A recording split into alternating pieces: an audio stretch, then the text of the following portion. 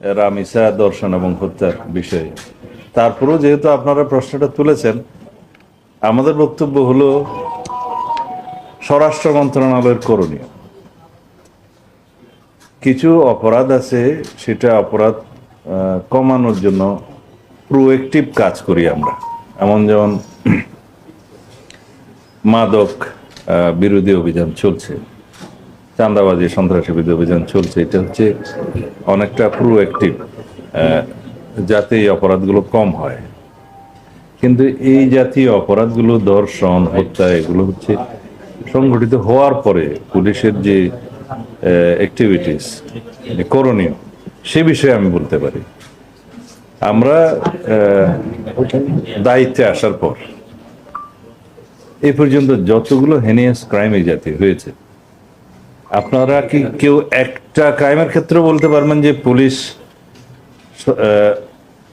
সর্বোচ্চ চেষ্টা করেনি এবং সংক্ষিপ্ত সময়ের ভিতরে তারা অ্যারেস্ট করতে পারেনি? একটাও নেই। আমার কাছে তালিকা সবগুলো আছে। যদি তার ব্যত্যয় কিছু হয়ে থাকে, আপনারা প্রশ্ন তুলতে পারবেন। রামিসার ব্যাপারেও 24 ঘন্টার ভিতরে আসামি গ্রেফতার হয়েছে এবং তার রামিসার যে প্রধান আসামি দর্শক, তার নাম সম্ভবত সোহেল খান, তার স্ত্রী সহ তাদেরকে গ্রেফতার করা হয়েছে।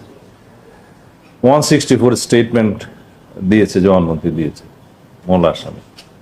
আমরা এইটুকু এসিউরেন্স দিতে পারি, আমাদের পক্ষ থেকে সংক্ষিপ্ত সময়ের ভিতরে সুষ্ঠু তদন্ত করে চার্জশিট দাখিল করা হবে। বিচারের দায়িত্ব আদালতের। বিচারহীনতার যে বিষয়টা সবাই সবসময় বলে থাকে, এটা সর্বক্ষেত্রে সঠিক নয়। কিছু কিছু ক্ষেত্রে বিচার বিলম্বিত হয়, সেই জন্য মানুষ মনে করে হয়তো বিচার পাবে না।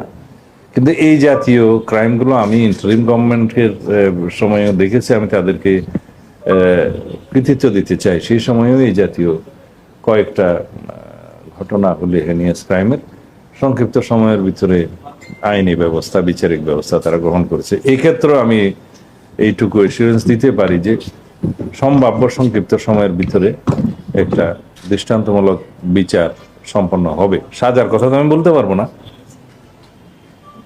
অন্যান্য যে সমস্ত বিষয় এখানে আমি বলতে পারি, যেমন আমরা দায়িত্ব নেওয়ার পর তনু হত্যা মামলাটি সহ আরো কিছু মামলা আমরা